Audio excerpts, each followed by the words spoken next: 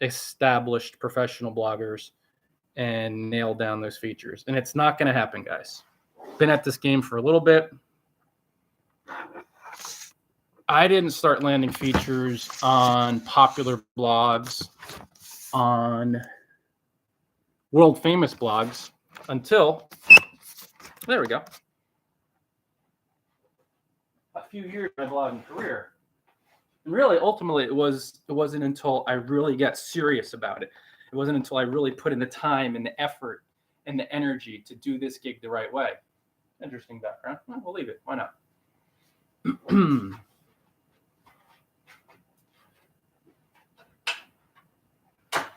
Take it. I don't know if this is going to change or not. So that's step one, guys. How to get featured on popular blogs. You really have to earn it. You have to think, feel, and act like a professional blogger. You have to practice.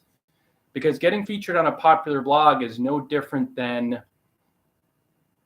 gaining exposure, notoriety, credibility anywhere in any walk of life. You know, you have to really earn it. You have to get really good. And that's what's going to compel the top bloggers to actually feature you, to say, oh, you're follow worthy. I want to drop a link to you. So that's idea number one, how to get featured on famous blogs. Earn it, earn it, earn it. So as a new blogger, you're not going to write and publish a post with scant skills, exposure, cred, and then email 500 professional bloggers who are the tops in their niche and expect any of them to respond and say, yeah, I want to feature you. You're not there yet. You're not, for lack of a better phrase, good enough. And that's okay. That's the journey for all of us. It takes a lot of practice, and practice takes time. So when you let that idea become branded onto your mind, this whole gig takes on a whole different dimension. Then you're thinking long-term. So when you have that earnings idea in mind, or earning idea in mind, think long-term, have a vision. And that really is another step. I talk about mindset training in the course, How to Get Featured on World Famous Blogs. You can find it on bloggingparadise.com and on Gumroad, which is the digital storefront I use to sell it. So the students are. You want to think long term. You want to have a vision. So you're blogging to have you, which takes a lot of practice, a lot of creating, a lot of connecting, and a long strategy that allows you to take a shortcut when it comes to guest posting on a high-level blog, when it comes to inspiring a high-level blogger to a high-level blogger to actually interview. You really got to trust you guys, and you got to practice a lot. You have to write a lot. You have to connect a lot, frequently, genuinely, for a while, to gain those skills. And that period of time that's going to elapse can be a bit.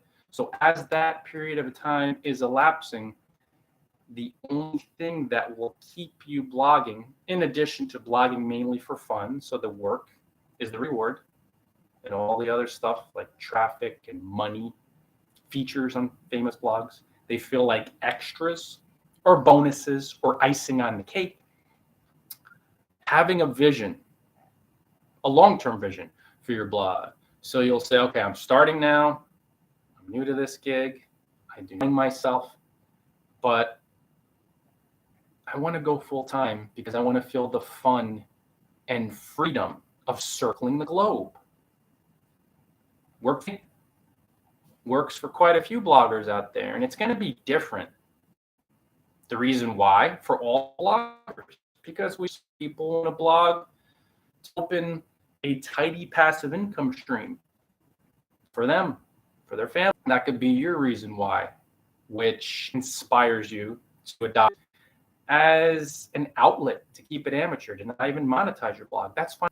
You don't allow the short-term fluctuations or the droughts where nobody seems to be stopping by your blog or buying your stuff. You don't allow those droughts to frustrate you. Or when you're live video or your live space, I think the space is okay, but the live video goes in and out a little bit, which is what to happen. And this is interesting because this is actually a very high-end place where house sitting, a forced mansion, a beautiful place in a posh region of New Jersey. And the internet, for whatever reasons, kind of got in and out quite a bit, which is not the biggest deal because I'm passive, you know that, guys. But so far, sort of keep in mind when you're looking to get featured on popular blogs. It's going to be earned. We went over that already. And you want to adopt a long-term vision to get you through the ups and downs. It's going to take a lot of practice, a lot of creating, a lot of connecting, a lot of skills development to actually get featured on a top blog. So the vision pulls you through. You're thinking about, not even so much the future, but you're thinking about, I'm doing it to have fun, helping people, to free myself as a worldly symbol, to action, and you feel like a failure or a loser. And we've all been there. Goodness gracious, we have. Another idea that you want to keep in mind is this. Blogging is a skill. We talked about earning. We talked about the long-term vision, earning it's a right to get featured in the top blogs. Blogging is a skill that you develop through ample practice. And there's subsets within that skill. So let's say sub-skills within the main blogging, let's say skill, that take, again, a lot of practice, a lot of time. So when you see a blogger get featured on a popular blog, they really developed their skills to the point to where a prominent blogger said, I trust you enough, and I trust your content enough, and I trust your skills enough to feature you here. So when you think of blogging as not just writing and publishing posts, I hear a lot of bloggers on Reddit, Quora, and just in the blogosphere, they're thinking, oh, I'm just writing and publishing a post and that's it. So that's the idea they have in their mind. If you don't frame blogging as a serious, trustworthy skill, you won't treat it that way. Your readers won't view your blog as a really serious venture or as a trustworthy venture. Probably won't have many readers because you're not taking it seriously and you're just like, oh, I just blog. I'm just a blogger. I just write and publish posts and whatever. Okay. And of course, you're not going to inspire or influence a top level blogger to interview you if you don't take it seriously as a skill, or to link to you, or to say, hey, what do you guest post here? It comes back to, this is a serious gig, guys. And I don't mean from a place of tension as much as I mean is that it's a serious skill. So I could sit here for however long I sit here and broadcast live, do a live space on Twitter, broadcast live on YouTube, because I've spent many hours learning blogging, and I continue to learn blogging, but learning the basics inside out to the point of having the confidence, the clarity, and the experience